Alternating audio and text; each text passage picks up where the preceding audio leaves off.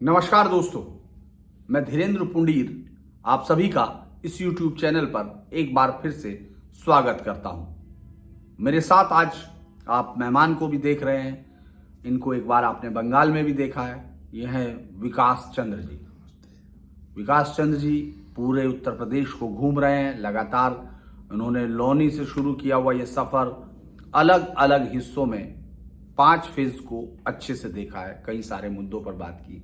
आज आखिर 5 फेज का चुनाव खत्म हो गया और शायद ये भी कह सकते हैं कि अगर बहुत ज्यादा रस्साकसी वाली हालत नहीं है तो 5 फेज तक ये भी तय हो चुका कि आखिर ये वोट किस तरफ जा रहा है, कौन जीतता हुआ दिख रहा है। इस पर मतभेद हो सकते हैं, लेकिन ये बात पर शायद ना हो कि अगर कोई पार्टी इस बाइपोलर मुकाबले में आगे बढ़ रही है तो इन 5 फेज में बहुत कुछ तय हो चुका होगा।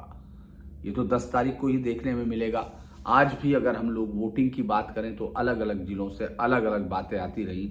ये अलग बात है कि आपको ज़्यादातर मीडिया की सुर्खियों से आज की ये खबर गायब दिखी, क्योंकि लोग ज़्यादातर यूक्रेन के उस संकट पर टिके रहे कि किस तरह से क्या रूस यूक्रेन के अंदर कीव तक पहुंच गया, क्या कीव में कंट्रोल ले लिया। इन तमाम खबरों के बीच में उत्तर प्रदेश की सीटों पर क्या चल रहा है इस पर शायद आपने कम ही ध्यान दिया।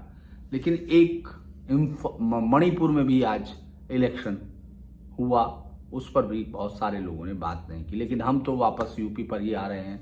कल जिस तरह से राजा भैया की उस बातचीत को हमने सुना, आज फिर आगे बढ़ाते हैं कि आखिर 5वें फेज का क्या रहा, क्या हो सकता है, ये एक बात देखेंगे। हो सकता है हम बहुत ज़्यादा मैं उसको बहुत सारे लोग हालांकि कहते हैं कि मैं गोल कर रहा हूँ, मुझे सही बात नहीं बता रहा हूँ, लेकिन मैं फिर कह रहा हूँ कि मैं नजूमी नहीं हूँ। हम लोग उस पर बात कर रहे हैं जो हमको ग्राउंड्स पर दिख रहा है। इसका आउटकम क्या होगा हम उसको एंटिसिपेट कर रहे हैं और कोशिश कर रहे हैं आपको उसके बारे में बता सकें। मैं शुरुआत करता हूँ विकास जी से। विकास जी जी आज पहले तो ये बताइए कि क्या जैसा हम लोग देख रहे हैं जो चुनाव में वोटिंग का प्रतिशत है वो बहुत ज्यादा उत्साहवर्धक नहीं दिख रहा है, बहुत बढ़ा हो, उन्हें रिकॉर्ड तोड़े हो, उस तरह का नहीं दिखा पहले 4 फेज में, कुछ कुछ जगह को छोड़कर। आज का क्या ट्रेंड आपको दिख रहा है? जी देखिए, बिल्कुल सही कहा आपने कि कोई उत्साहवर्धक नहीं रहा, कि ऐसा नहीं कि कोई रिकॉर्ड बना हो या रिकॉर्ड टूट गया हो, 2017 से कुछ आगे मामला हो गया हो या उसके आसपास का हो। अगर आज 5वें चरण की बात करें, हालांकि अंतिम आंकड़े अभी आने वाले हैं, अगर 6 बजे तक की हम बात करें तो 2017 के मुकाबले लगभग 3% वोट कम डले हैं। तब 58 था, इस बार 55 है। 58.4 2017 में था, 55.7 अभी 2022 में है। ये 6 बजे तक के आंकड़े हैं, ये ऊपर थोड़े जाएंगे अंतिम आंकड़े जब सामने आएंगे तो ऐसा नहीं है कि कुछ हो गया। सवाल उठता है कि फिर ये कम क्यों हुआ, आखिर कम क्यों हुआ? क्योंकि जहां बहुत बम्पर वोटिंग इसके पहले बिजनौर के इलाके में हम लोगों ने देखा, या फिर इसके पहले जो चरण के चुनाव हुए थे उसमें देखे तो हुआ कि बहुत ज्यादा उत्साह है। तो क्या यहाँ उत्साह नहीं थे? यहाँ भी उत्साह था, लेकिन जिसकी चर्चा हम लोग बार बार करते हैं कि जो अखिलेश यादव ने का समीकरण है, एक तो सहज समीकरण उनका, उसके लिए अखिलेश यादव या समाजवादी पार्टी को बहुत प्रयास नहीं करना होता है, वो है मुस्लिम यादव माई समीकरण। उसके साथ जो टिकट के बंटवारे के साथ जो जातीय समीकरण को अखिलेश ने सेट किया है, तो उस कैंप में उत्साह भरपूर है। वो लोग देख रहे हैं कि ये मौका है और शायद ये मानकर चल रहे हैं कि अंतिम मौका है कि तख्ता पलट दो।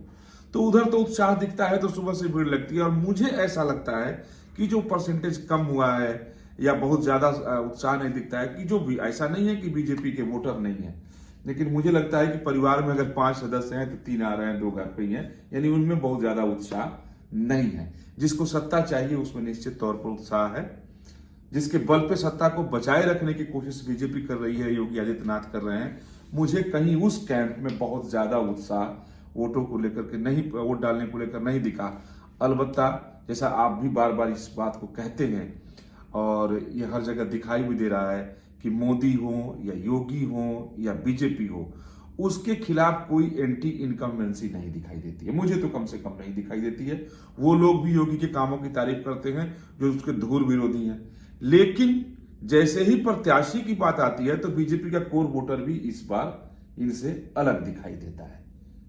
तो मुझे लगता है जो इस बार जो वोटिंग परसेंटेज गिरा है, क्योंकि इस इलाके में बहुत ज्यादा जो सिटिंग एमएलए थे उनके टिकट काटे जाने की बात थी, जो बीजेपी की इंटरनल रिपोर्ट थी, 3-3 रिपोर्टें आई थी, तो उसमें हुआ था कि टिकटें काटी जाएंगी, लेकिन बाद में कुछ राजनीतिक परिस्थिति बदली और बीजेपी सहम गई और अपने पार्टी में ही बैकफुट पर तमाम नेता आ गए और टिकट काटने से वो परहेज कर गए, जिसका सीधा नुकसान होता हुआ दिखाई दे रहा है कि इनके जो कोर वोटर हैं, जिसपे बीजेपी को बड़ा विश्वास रहता है, खासतौर पर अगर एक ही बिरादरी की नाम ले जाए कि ब्राह्मण, अब ये ब्राह्मणों का इलाका बहुत शुरू हो गया है, क्योंकि बीजेपी के नेता कहते थे कि पश्चिम में तो हमें कोई नुकसान नहीं हुआ है, ये जब ईवीएम खोलेगा तो पता चल जाएगा। फिर कहते थे कि अगर मान लो थोड़ा बहुत नुकसान पश्चिम में हुआ है तो हमारा पूर्वांचल और अवध का क्षेत्र उसको बराबर कर देगा, उसकी भरपाई कर देगा। लेकिन जिस तरह से हर सीट पर अलग परिस्थिति देखने को मिली है, समीकरणों से अलग परिस्थिति देखने को मिली है कि अखिलेश यादव के जातीय समीकरण में जो जातियां फिट नहीं हो रही हैं, वो खराब बीजेपी के प्रत्याशी होने की वजह से वो या तो कांग्रेस की ओर देख रहे हैं या कोई बीएसपी की ओर देख रहा है और सपा की ओर देख रहा है। तो एक अलग अलग सीटों पे प्रत्याशियों के खिलाफ जो एंटी इनकम्बेंसी है वो अलग तरीके का जातीय समीकरण खड़ा कर दे रहा है, जो असंतोष की वजह से है। तो कुल मिलाकर कहें तो इतनी सहज स्थिति जो बीजेपी दावा करती थी कि हमारे अवध क्षेत्र में या फिर पूर्वांचल में होंगे, कम से कम इस अवध क्षेत्र के जिन इलाकों में हुआ उसमें मुझे तो ऐसा दिखाई नहीं दिया। धीरेन्द्र जी देखिए, अगर हम लोग एक बात देखते हैं कि साइकोलॉजिस्ट की एक ट्रेडिशनल जो एक ऑर्थोडॉक्स राय है उस पर जाते हैं, तो वो ये कहते हैं कि जब भी वोटिंग परसेंटेज कम रहता है या पिछले से बराबर रहता है, तब जो पार्टी रहती है वो रिपीट करती है, क्योंकि उनके वोटरों में बहुत ज़्यादा उत्साह इसलिए नहीं होता है कि ठीक है जो सरकार चल रही है अच्छा कर रही है, तो वो बहुत ज़्यादा बदलाव के लिए निकलते नहीं हैं। उधर अगर आप देखते हैं कि वो जो विपक्ष है वो उसमें जितनी ताकत झोंक ले, लेकिन लोगों का जो समर्थन जिस बड़ा ग्रुप होता है उसके साथ मिलके वो सरकार बन जाती है, ऐसा कहा जाता है। लेकिन यहाँ मुझे लगता है कि अखिलेश यादव के जो वोटर्स हैं, जिनका टर्नआउट है वो हमेशा ज़्यादा होता है, लेकिन इस बार बहुत बढ़ चढ़ के हो रहा है। जो योगी जी और अखिलेश जी, इनके बीच में जो वार चल रहा है, प्रतिवार चल रहा है, प्रहार एक के बाद एक प्रति प्रहार, वो हम लोग देख रहे हैं। लेकिन ये इतना सारा जो हाई वोल्टेज इलेक्शन है, ये भी मतदाताओं को बाहर निकालने में नाकामयाब क्यों दिख रहा है? आपको लगता है कि एक बड़ा तबका है जो दोनों नेताओं के बहुत ज़्यादा जो उनके घोषणा पत्र हैं उनसे मुतासिर नहीं हो रहा, ऐसा क्या है? देखिए, घोषणा पत्र की अगर बात करें तो लगभग एक सा एक दूसरे की नकल की गई है। आप देखो कि लास्ट मोमेंट में बीजेपी ने अपने घोषणा पत्र को जारी किया और तमाम सारे जो सब्जबाग दिखाए गए, तो उसमें सपा और बीजेपी के घोषणा पत्र को आप एक साथ रख लीजिए तो लगेगा कि अच्छा दोनों ने शायद एक दूसरे से बातचीत करके बनाई है क्या, कि 300 बिजली, 300 यूनिट बिजली, 300 यूनिट बिजली, लैपटॉप, मोबाइल, साइकिल, स्कूटी, किसानों को दी जाने वाली राहत, तमाम बातें हैं। तो अब घोषणा पत्र पे मुझे ऐसा लगता है कि ध्यान तो लोग जरूर देते हैं कि किसने क्या क्या, लोग तुलना करते हैं, बातें भी उस पर करते हैं। एक बात आप देखें कि साइकोलॉजी के कुछ अपने एस्टेब्लिश रूल हैं, उसके हिसाब से साइकोलॉजिस्ट लोग चलते हैं। लेकिन कई बार ऐसा देखा गया है कि बम्पर वोटिंग हुई है और सरकार रिपीट कर गई है, जबकि बम्पर वोटिंग को कहा जाता है कि वो एंटी इनकम्बेंसी के कारण लोग तंग आके आए हैं, चलो भाई सरकार बदल ही देना है। आप एक उत्तर प्रदेश में धीरेन्द्र जी देखें कि आप, मुझे लगता है कि सबसे लंबे वक्त तक दिल्ली के पत्रकारों में आप ही थे जो बंगाल प्रवास पर रहे। सबसे, मैं भी था आपके साथ, लेकिन मैं बीच में आ गया था, आपकी इतना मैं वहां नहीं रहा। ममता बनर्जी अकेली थी, पूरी बीजेपी की फौज थी, प्रधानमंत्री से लेकर के और उनके मीडिया सेल का एक इतना सा कर्मचारी। उत्तर प्रदेश में वैसी ही परिस्थिति दिखाई दे रही है। एक अकेले अखिलेश यादव, उसका कोई अपना स्टार प्रचारक नहीं है।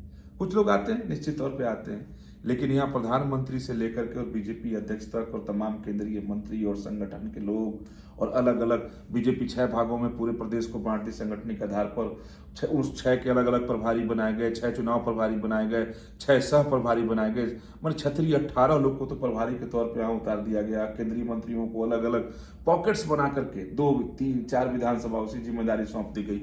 लेकिन अखिलेश यादव अकेले चुनाव मैदान में अपनी पार्टी का मोर्चा संभाले दिख रहे हैं।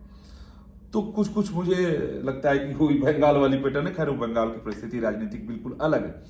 यहाँ चूंकि इस बार कोई मुद्दा नहीं है, अगर एक ही इस मुद्दे के पर बात कर लें, सांड, छुट्टा जानवर, आवारा पशु, तो जो बीजेपी का समर्थक है वो कहता है क्या कि योगी और मोदी ने तो लॉरी में भर के इसको लाके छोड़ नहीं दिया है, हम ही किसानों ने छोड़े, अपने अपने खूंटे बांध दीजिए, समस्या आज खत्म। वही जो विरोधी है उसके पास 100 अलग दलील है, माफ कीजिए, हाँ जी, 100 अलग दलील है। जो इस बार बीजेपी का विरोध कर रहा है उसी छुट्टा जानवर पर उसकी दलील अलग है, समर्थकों की दलील अलग है। ऐसा आपने एक बहुत अच्छी बात कही थी और बड़ा मौजू कि बीजेपी समर्थक के खेत में सांड है तो कह रहा है ये नौकरी तो करते नहीं, खाएंगे कहां से, और चल जाएंगे तो भोले भंडारी की सवारी है और ज्यादा फसल होगी। अब उनकी दलील है, ये आप ही ने कही थी, मैंने सुना भी था कहीं आप बोल रहे थे इस बात को।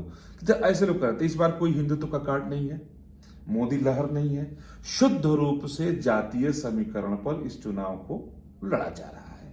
अगर हम लोग ये बात इस फेज की कर रहे हैं, जब आप आज गोंडा में रहे, आपने गोंडा देखा, मैं यहाँ अयोध्या घूमता रहा और जो तमाम लोगों से बात की मैंने, चाहे वो वहाँ प्रयागराज हो, उंडा हो, आपको लगता है इस चुनाव में चूंकि बीजेपी को बहुत ज़्यादा उम्मीदें रही और सैद्धांतिक तौर पर भी उसको लगता होगा, और या तो लोगों को लगेगा कि ये वो क्षेत्र है जहाँ से जिस नाम के सहारे उनकी पार्टी ने 2 से 88 तक का सफर तय किया, 188 तक का सफर तय किया, फिर 303 तक पहुंचती है, क्या वो मंदिर मुद्दा अब धीरे धीरे बीजेपी के लिए वोट देने वाली मशीन नहीं रह गया? देखिए वाकई मुझे भी आश्चर्य होता है और कई बार मैंने बोला भी है कि जब राम मंदिर को लेकर बीजेपी आंदोलन कर रही थी तब उसको कितना फायदा हुआ, आपने देखा, पूरी दुनिया ने देखा कि चुनावी फायदे मिलते थे और विपक्ष जो दूसरी पार्टियां होती थी यानी बीजेपी के विरोधी, वो इसको लेकर के बीजेपी पर हमले भी करते थे कि मंदिर वहीं बनाएंगे, तिथि नहीं बताएंगे। अब बीजेपी कहती है, जैसे अमित शाह बार बार कहते हैं अखिलेश यादव को कि कहते थे ना तिथि नहीं बताएंगे, अब तो मंदिर बन रहा है, आके दर्शन कर लें। हालांकि यहाँ अयोध्या में आए और दर्शन उन्होंने नहीं किए। तो इस बार अगर आप किसी भी बीजेपी या संघ के नेता से आप बात करें तो वो मुकर जा रहे हैं, करें मंदिर मेरा मुद्दा ही नहीं है, मेरा तो विकास और सुशासन मुद्दा है। क्यों मुकर जा रहे हैं? जबकि इतनी कोशिश उन लोगों ने की, क्षेत्र के हिसाब से अलग अलग मुद्दे स्थानीय तय किए, हिंदुत्व के कार्ड को लोनी से लेकर के और देवरिया तक खेलने की तैयारी पूरी की गई। आखिर ऐसा हो क्या कि अब हर व्यक्ति कहता है नहीं मंदिर कोई मुद्दा नहीं, अब मंदिर तो बन रहा है, अब तो खत्म, अब तो विकास है, सुशासन है, मोदी जी का राज है, राशन है, उज्ज्वला है, अच्छी सड़कें हैं, लड़कियों और औरतों की सुरक्षा है। क्योंकि वो मुद्दा चल ही नहीं पाया, हिंदुत्व का कार्ड बीजेपी का चल नहीं पाया, जिससे उनको बड़ी उम्मीद थी। क्योंकि जातीय समीकरण का कार्ड बीजेपी के पास ही होता है, हिंदुत्व का मुद्दा, हिंदुत्व का कार्ड। 2017 में क्या हुआ था, जो यादव कभी टूटता नहीं है सपा से, उसके भी नौजवान टूट गए थे, बुजुर्ग हालांकि तब भी गए थे, सपा के साथ ही थे, लेकिन यूथ हिंदुत्व के नाम पर यादव समाज का टूटा था। तो ऐसी परिस्थिति इस बार बिल्कुल नहीं है। तब आप अगर हम लोग ये देखते हैं, मैं इस बात से बहुत ज्यादा मुतासिर इसलिए नहीं होता हूँ क्योंकि अगर फिर बसपा, सपा और बसपा, एक को 21 पॉइंट समथिंग वोट मिला बसपा को, सपा को, और एक को 22% वोट मिला, तो ये वोट कहां से आता है? क्योंकि वो तो अगर उसके साथ उसका कोर बहुत अच्छी बात, आपने शानदार बात कही कि अगर उन दोनों को एक साथ जोड़ दें, फिर मिले हुए बीजेपी को वोट को देख लें, फिर बांट दें, तो होता है कि भाई बहुत ज्यादा ट्रांसफर तो नहीं। तो ये त्रिकोणीय खेल के मुकाबले में आप सेफोलॉजी बहुत बेहतर जानते हैं कि वो तब त्रिकोणीय मामले में 2 जगह वो लोगों ने आपस में बांट लिया, कम वोट लेकर के भी बीजेपी के लोग जीत गए, ये हुआ उसमें बटा। लेकिन आप देखिए कि उस समय ऐसा नहीं था, जब हिंदुत्व का और मोदी लहर जिसे कहा गया था 2017 में, तो लगभग सभी समाज का वोट बीजेपी को मिला था। इस बार वैसी परिस्थिति नहीं है। अलग अलग क्षेत्रों में, अलग अलग मंडलों में, मैं माफी मांगता आज थक गए हैं क्योंकि मतदान का दिन काफी हम लोग घूमे भी, तो सुबह से ही निकले थे, शायद हम लोग एकदम सुबह 5 बजे ही, तो थकावट है आपके। अच्छा, मैं एक और चीज आपसे जानना चाहूंगा कि साधुओं में क्या है? अगर अयोध्या के महंतों की बात करें, चूंकि अखिलेश आए, उनको एक हमेशा से उनके परिवार को या उस जाति समाज को एक संतों का एक हिस्सा सपोर्ट करता रहा, तो आपको क्या लगता है कि क्या संतों का आज वोट था, अगर हम लोग उनकी बात करें जो जय श्री राम के नाम पर थे, चूंकि उम्मीदवार के खिलाफ कितनी ज्यादा यहाँ के लोगों को नाराजगी है वो तो हम लोग बात कर रहे थे। लल्लू सिंह ने भी वही क्या कहा कि नहीं कुछ कमी रह गई, फिर विनय कटियार भी ऐसा बोलते रहे कि हाँ उनको कुछ ज्यादा घूमना चाहिए था। तो जब इतने बड़े लेवल पर इतने बड़े नेता ये मान रहे हैं कि हाँ कमी हुई, तो क्या आपको लगता है कि इससे वोट डिवाइड हुआ?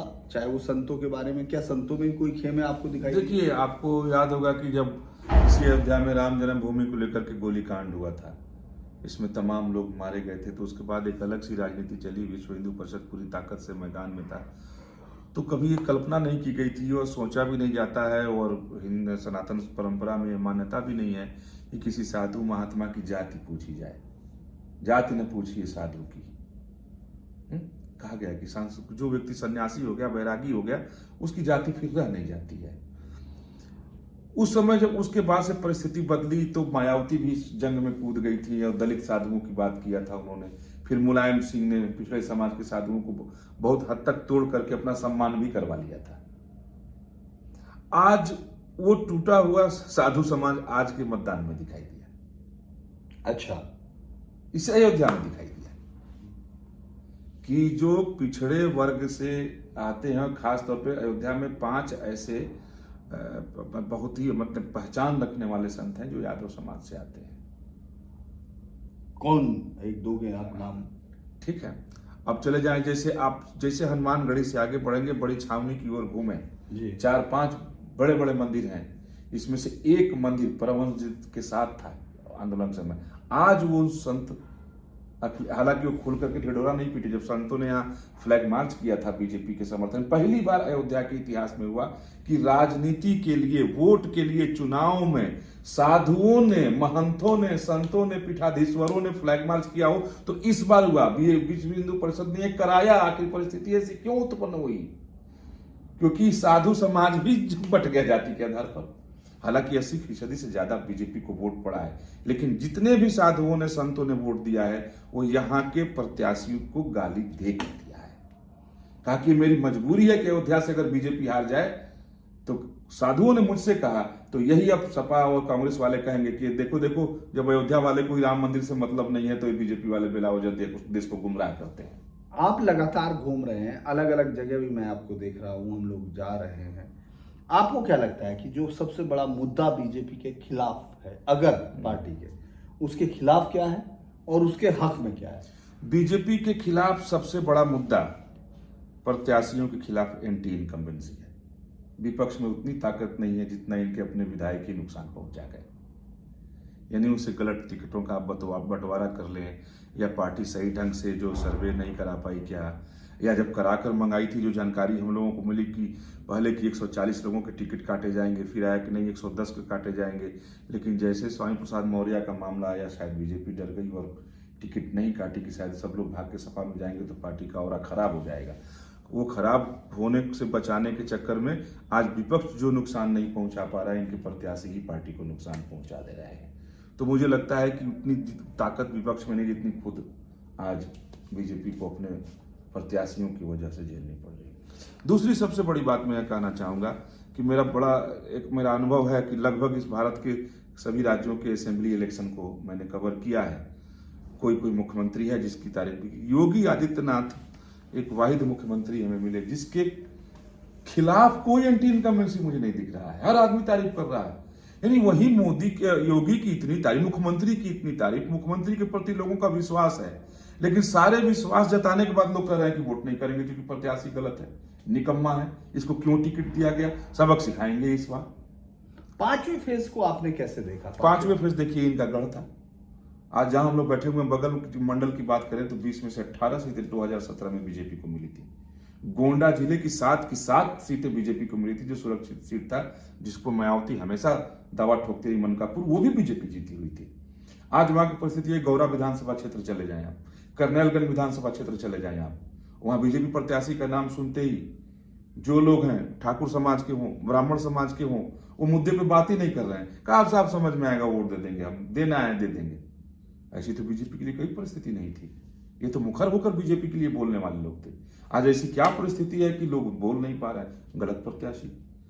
लेकिन जो सबसे ज्यादा बीजेपी को यूं कहें कि योगी की जो मदद मिल पा रहा है, वो जो लॉ एंड ऑर्डर है, महिलाओं की सुरक्षा है, कानून व्यवस्था, चोरी डकैती, राजनी, छेड़खानी जो बंद हुए हैं, बुलडोजर जो चले हैं, बुलडोजर का जो खौफ है कि आज सही मायने में महिलाएं और लड़कियां और बच्चियां बिना डर के घूमती हैं उत्तर प्रदेश में। तो इसका बड़ा फायदा और आधी आबादी पर बहुत तगड़ा असर डाला है योगी ने, इसमें कोई संदेह नहीं। आपको ज्यादा अनुभव है, आप मुजफ्फरनगर में, पश्चिमी उत्तर प्रदेश का, वहाँ कई बूथों पर देखे कि अपने हस्बैंड से महिलाएं लड़ रही हैं कि नहीं हमें आप तुम्हारी राजनीति से मतलब नहीं। कहा कि जब उनकी सरकार थी तो तुम ही अपनी बच्ची को 10वीं के पास घर में बैठा लिए थे, बाबा आए तो बच्ची एमए कर गई। तो एक बड़ा मजबूत पॉइंट है योगी के साथ उनका लॉ एंड ऑर्डर और कानून व्यवस्था को दुरुस्त करना। नुकसान मैंने बताया कि अपने ही लोग कर रहे हैं। तो इस समय मैं जब देख रहा था, इसमें आज एक बम विस्फोट की खबर आई इलाहाबाद, फिर कुंडा में ये आया कि जो समाजवादी पार्टी का कैंडिडेट है उसकी गाड़ी पर हमला हो गया। आखिर राजा भैया और अखिलेश के बीच में चल क्या रहा है? अब ये चूंकि अखिलेश और राजा भैया यानी समाजवादी पार्टी और राजा भैया के ताल्लुकात जो भूतकाल में रहे वो सारी दुनिया जानती है। पूरी सरकार बनवाई, पूरी सरकार बनवाई, जो वो बैराज कांड हुआ, जो गेस्ट हाउस कांड हुआ, राजा भैया उसमें से सब कुछ थे। तो एक तो वक्त ऐसा था कि राजा भैया को सपा से अलग करके देखा ही नहीं जाता था। अब की जो राजनीतिक परिस्थिति है, तो जब अखिलेश यादव प्रयास कर रहे थे, आप देखिए कि 4.5 वर्षों तक अखिलेश यादव सिर्फ या कहें कि 4.5 से कम, मतलब तो बैठकर सिर्फ योगी सरकार के कामों का योगी सरकार को देख रहे थे। मुझे तो ऐसा कहीं दिखाई नहीं दिया कि इन 5 सालों में अखिलेश यादव किसी मुद्दे को लेकर सड़क पे उतरे। ट्वीट किए उन्होंने, हाँ ट्वीट, घर में बैठे बैठे कर सड़क पे उतरे हों, रास्ता जाम कर दिए जिसके समाजवादी पार्टी के लोग जाने जाते थे। और लास्ट के 6 महीने में जब चुनाव कुछ दिन हो गए तो अपने जातीय समीकरण के साथ उतर गए। और बहुत उम्मीद थी उनको राजा भैया से, उम्मीद पूरी नहीं हुई। और इतनी तलखी बढ़ गई है कि आप बयान सुने, आपने खुद सुनवाया है। तो जिसको हम इतना ज्यादा ताकतवर देख रहे हैं, जिस मुख्यमंत्री को इतना ताकतवर देख रहे हैं, उसके क्षेत्र इतने ताकतवर देख रहे हैं, क्या आपको लग रहा है कि 5वें फेज में बीजेपी को कुछ ज्यादा बड़ा नुकसान हो सकता है? ऐसा है? देखिए, जहां बीजेपी को लगभग मुझे ऐसा लगता है कि जो 2017 में जिस तरह की सफलता मिली, अगर वो ऐसी ना भी मिले क्योंकि कोई लहर नहीं है, फिर भी जैसे कहा जाता है ना कि आपके पश्चिम का ही मुहावरा है कि ऊंट बैठ भी जाए तो गधे से ऊंचा होता है। तो बीजेपी से तो ऐसी उम्मीद की जाती थी कि ऊंट बैठ भी जाए तो गधे से ऊंचा रहे। हालांकि इसका अनर्थ लोग ना लगाएं, ये एक मुहावरा है कि बीजेपी की तो जो ये पूरा गढ़, पूरे अवध क्षेत्र को, पूर्वांचल को बीजेपी मानकर चलती है, हमारा गढ़ है। और हर सीट पे अगर इनको सपा से फाइट मिल रहा है तो इस परिस्थिति पर विचार तो करना पड़ेगा बीजेपी को। आपको जब क्योंकि सिर्फ जातीय समीकरण से हर सीट पर इस तरह की फाइट मिलना, जातीय समीकरण है, वो जातीय समीकरण जो बना है वो बहुत मजबूत है अखिलेश यादव के पक्ष में। बीजेपी का वैसा कोई जातीय समीकरण दिखाई नहीं देता, क्योंकि न जातीय समीकरण मजबूत बना पाए। हाँ, उनके अपने परंपरागत वोटरों पर सपा का खौफ दिखा करके बीजेपी जो वोट, लेकिन निषाद और अनुप्रिया पटेल के संगठन, हाँ ना, ठीक है, जैसे उन्होंने अखिलेश यादव ने अपने बनाए। जो 2017 में तो जो अमित शाह जी ने जब यहाँ की चाणक्य की भूमिका निर्वाह कर रहे थे, आपने देखा कि वो जो बड़ी जीत आई कि छोटी छोटी जो जातीय समूह थी, उनकी पार्टियां थी, सबसे गठबंधन करके सबका वोट बटोरने की कोशिश उन्होंने की थी। इस बार वो परिस्थिति नहीं है, लेकिन फिर भी कुछ लोगों से उनके गठबंधन है, तो वो सब आ रहे हैं, वो उसके वोट मिलेंगे। ऐसा नहीं है कि वोट नहीं मिलेगा, लेकिन परिस्थिति भिन्न है। जो जातीय समीकरण अखिलेश यादव के साथ आक्रामक तरीके से सामने है, वो बीजेपी के साथ वैसी परिस्थिति नहीं है, इस बार कम से कम नहीं है। तो जो इनका गढ़ माना जाता है, हाँ, वहां ये मतलब ऐसा नहीं है कि वॉश आउट हो जाएंगे या सीटें नहीं मिलेंगी।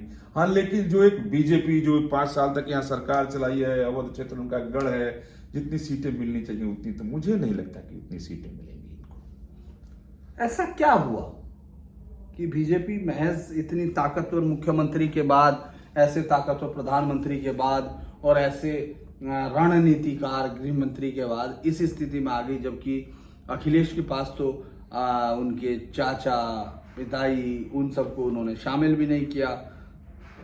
आजम खान, ये सब तो दिख नहीं रहे हैं। सर देखिए कि कुछ राजनीति जितने कहा जाता है ना कि सबसे कठिन चुनाव जो होता है वो प्रधानी का होता है अपने देश में, और सबसे सहज चुनाव राष्ट्रपति का होता है। जो चुनाव लड़ रहा होता है वो बड़े ही शांत भाव से देश का भ्रमण कर रहा होता है। जी। और प्रधानी का चुनाव सबसे कठिन होता है क्योंकि उसके मुद्दे बिल्कुल मुख्तलिफ होते हैं, अलग होते हैं। अब ये असेंबली इलेक्शन की अगर बात करें तो निश्चित तौर पर हर क्षेत्र की अपनी समस्या है। अपने योगी सरकार की बात करें, जिन मुद्दों को अखिलेश यादव की तरफ से, विरोधियों की तरफ से, महंगाई, बेरोजगारी, तमाम मुद्दे उठाए जा रहे हैं, कानून व्यवस्था पे बहुत घेर नहीं पा रहे हैं। वो बोलते हैं तो लोग हंसने भी लगते हैं, लेकिन महंगाई का मुद्दा है, इसमें कोई संदेह नहीं है। बेरोजगारी बढ़ी है, इसमें भी कोई संदेह नहीं है। ये एक इत्तेफाक कहें या योगी का दुर्भाग्य कहें कि उनके इसी 5 साल के कार्यकाल में कोरोना आ गया। 3 साल ही काम कर पाए, सही मायने में पूछे तो 2 साल तो कुछ हो ही नहीं पाया एक तरीके से। तो उसका नुकसान तो उनको हो ही रहा है, जिसमें उनकी कोई गलती नहीं थी। या किसी भी सरकार की, इंडिया में कोई भी सरकार, किसी भी राज्य की सरकार है, उसमें उसकी बहुत गलती नहीं है। उल्टा कोरोना मैनेजमेंट खराब योगी ने नहीं किया बाकी राज्यों के मुकाबले आप देखें तो एक है। दूसरा, जैसे शुरू में ही मैंने कहा कि किसी को सत्ता पाना है, किसी को अपनी सत्ता बचानी है। पाने वाला बहुत आक्रामक है और उसका सहारा सिर्फ जातीय समीकरण है। क्या हिंदू ध्रुवीकरण जिसकी बात की जाती है, पहले का तो मैंने कह सकता हूं कि मैंने नहीं देखा है, लेकिन क्या हिंदू ध्रुवीकरण करने का आप बीजेपी को इतने सालों से देख रहे हैं, क्या कोई प्रयास था या कभी हिंदू हुआ है, और या इस बार इनका प्रयास होने के बावजूद नहीं हुआ, ये क्या है? नहीं, हिंदू ध्रुवीकरण कई बार ऐसे मौके आए हैं कि हुआ, ऐसा नहीं है कि नहीं हुआ। नहीं तो 2 सीट से एक ही बार छलांग मार के बीजेपी कहां पहुंची थी, नहीं पहुंचनी चाहिए थी। इस बार बीजेपी ने बहुत प्रयास किया जी, क्योंकि शुरू के दिन से इनकी रणनीति को मैं देख रहा हूं। जो शुरू में मैंने कहा ना कि 6 हिस्सों में बांटा, सबके अपने अपने अलग अलग क्षेत्रवार मुद्दे तय किए गए थे, लेकिन हिंदुत्व का मुद्दा कॉमन था।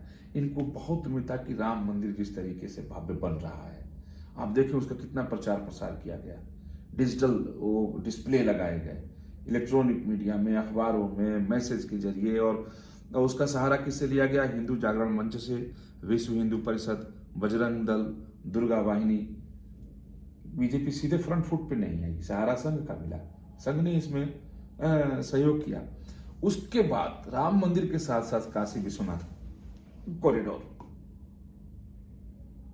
उससे बहुत ज्यादा उम्मीद थी। कई बार तो मुझे ऐसा लगता था बीजेपी नेताओं से बात करते हुए कि अब राम मंदिर से ज्यादा उम्मीद उनको काशी विश्वनाथ कॉरिडोर से, उसके निर्माण से, कि इस पे तो हिंदू आएगा ही। उसके बाद विंध्यवासिनी कॉरिडोर, विंध्याचल जी, जैसा पूर्वांचल में है। लेकिन सबके बावजूद, तमाम प्रयासों के बावजूद, हिंदुत्व का कार्ड बीजेपी का चल नहीं पाया। जातीय समीकरण ही भारी पड़ता हुआ दिखाई दे रहा है, आप जहां भी जाएं। देखिए अयोध्या में तो मैं देख रहा था कि जो उम्मीदवार को लेके जिस तरह की स्थानीय नाराजगी है, वो उसी तरह से आप देखेंगे उन्होंने कोशिश की खब्बू तिवारी की पत्नी को लाकर गोसाईगंज सीट पर, इसके अलावा मिल्कीपुर, बीकापुर, ये तमाम सीटें, रुदौली, इन सब पर भी आपको वोट पड़ता हुआ दिख रहा था। गोंडा का क्या हाल रहा? गोंडा में जो मैंने अनुभव किया, इसमें कोई संदेह नहीं कि फाइट तो सब सीट पर थी। ये गौरा विधानसभा को छोड़िए, वहां त्रिकोणीय मुकाबला है, बीजेपी, सपा और कांग्रेस की स्थिति बहुत मजबूत वहां मुझे दिखाई दी गौरा विधानसभा में।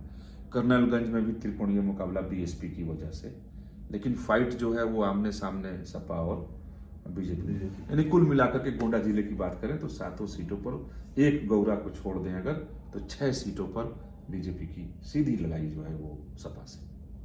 तो क्या एज दिख रहा है अगर हम फिफ्थ स्कोर की बात करें बीजेपी को एज, अब सीधी लड़ाई है, एज से अलग अलग, जैसा कि अब देखिए मुझे कहने में सोचना पड़ रहा है कि एज की अगर बात की जाए तो जहां सब कुछ जीते थे वो 17 में, वहां पर उनको है कि जो सपा का और अखिलेश यादव ने गठबंधन बनाए हैं, तो अगर जितने जैसे मुस्लिम, यादव और जिस जाति का प्रत्याशी है उसके 50% वोट जिस जाति का प्रत्याशी है उसके हिसाब से देखें तो बाकी जो वोट बढ़ते हैं, क्योंकि सबसे बीजेपी को लाभ जो हो रहा है वो दलित वोटों का हो रहा है। एज बीजेपी को दलित वोट का है और पिछड़े समाज की जो दूसरी बिरादरी है, क्योंकि दलित अब वही वोट अब डाल रहा है बीएसपी को जहां उसे उम्मीद है कि वो जिता ले जाएगा बीएसपी को, नहीं तो वो फिर बीजेपी को वोट कर रहा है। ये मैंने अनुभव किया है, ताकि सपा ना जीत जाए। इस फेज को हम कैसे कहें, पांचवा फेज हम लोगों ने दिया, आप इसको कैसे कंक्लूड करोगे? पांचवा इसको कंक्लूड करेंगे कि पांचवें फेज में जो लड़ाई है, जिस तरीके का जातीय बंटवारा है, अलग अलग सीटों की परिस्थिति यहाँ मुझे अलग अलग दिखाई दी, यहाँ बीजेपी के लिए दलित संजीवनी साबित हो सकता है। तो आपका कहना यह है कि पांचवा फेज हम लोग बीजेपी को एक ठीक ठाक मार्जिन के साथ ठीक ठाक, अगर कहे मैं अगर ऐसा कहूँ तो 47 सीटें इनके पास। हाँ, 60-40 पर का मुझे ऐसा लगा। पिछली बार तो सपा से 5%, अब क्या टोटल का 40% तक वो यानी आप बहुत बीजेपी को इस फेज में मतलब काफी नुकसान आपका। हाँ, मेरे मुताबिक 60%, लेकिन फिर भी 60% ये स्कोर कर रहे हैं तो चले सर, परिस्थिति तो थोड़ी मजबूत रहेगी, ऐसा नहीं है कि बिल्कुल खत्म। आप सरकार किसकी बना रहे हैं पांचवें फेज के बाद? पांचवें फेज के बाद बहुत ही सामान्य मैंने क्या बोलते हैं उसको संवैधानिक भाषा में कि सिंपल मेजोरिटी से हो सकता है कि योगी की सरकार बन जाए। राजा भैया के लिए कुछ कहेंगे? वो आपका बड़ा सम्मान करते हैं। अरे नहीं, ऐसी बात नहीं है, क्योंकि उनका अपना अलग साम्राज्य चलता है। ठीक है कि इस बार उनकी सीट को भी लेकर के तमाम राजनीतिक पंडित कई तरह की बात कर रहे हैं, लेकिन अगर इतिहास को आप देखें और राजा भैया की अपनी जो जमीन है उसको देखें तो ये ऐसा नहीं कहा जा सकता कि राजा भैया अपनी सीट हार जाएंगे और कुंडा से खत्म हो जाएंगे। हाँ, ये है कि अब जहां लाख वोट से जीतते थे हो सकता है 50,000 से जीते, 35,000 से जीते, लेकिन मुझे लगता है कि जीतेंगे। नमस्कार दोस्तों, आज बार बार मैं जो आपको माफी भी देनी होगी क्योंकि नींद बहुत ज्यादा थी, सुबह से उठकर जाना, और मैं और विकास जी दोनों, लेकिन मुझे लगता है कि मैं ज़्यादा आज थक गया था, लेकिन फिर भी मुझे लगा आज ही के दिन आपसे बात कर लेनी चाहिए। कल हो सकता है हम डिटेल्ड बातचीत करें। और अब चुनाव बाबा योगी आदित्यनाथ के घर तक पहुंच गया। छठा फेज ये तय करेगा कि आखिर गोरखपुर मंडल में जिस निषाद पार्टी को सीटें दी गई, जिस निषाद पार्टी के साथ मिलकर बीजेपी ने अपना चक्रव्यूह बनाया है अखिलेश को रोकने का, वहां क्या होता है वो देखना होगा। लेकिन आज पांचवें फेज में अलग अलग जगह से जो हम लोगों को खबरें अभी तक मिली हैं, क्योंकि कल डिटेल्ड हो पाएगी तमाम लोगों से बातचीत, तो मुझे लगता है कि उसमें कुछ जगह पर सीटों का नुकसान होते हुए बीजेपी को दिख रहा है। लेकिन कमोबेश बीजेपी इतने बड़े नुकसान में नहीं है कि वो इस फेज को ये कह दिया जाए कि यहाँ बीजेपी खोती हुई दिख रही है। हालांकि अखिलेश यादव की सभाओं में भीड़ दिख रही है, अखिलेश यादव उस हिस्से को तोड़ रहे हैं। क्या ब्राह्मण वोट मिल रहा है अखिलेश यादव को? हाँ, कुछ जगहों पे मिल रहा है, वो प्रत्याशी की वजह से। अगर जहां ब्राह्मण है वहां मिल रहा है, जहां बीजेपी से बहुत ज्यादा नाराजगी है वहां, अगर कांग्रेस का और बीएसपी का विकल्प नहीं मिल रहा है तब जाके सपा में तीसरी चॉइस है। पहली चॉइस सपा अभी भी ब्राह्मणों या दूसरी जातियों में नहीं है। देखिए, यही कारण है मुझे लगता है कि क्यों बीजेपी अभी भी इस उम्मीद में है, या बीजेपी की पक्ष में जो बात जाती है वो ये है कि हम ज्यादातर जगह पर जहां पूछते हैं लोग कहते हैं आएंगे तो योगी ही।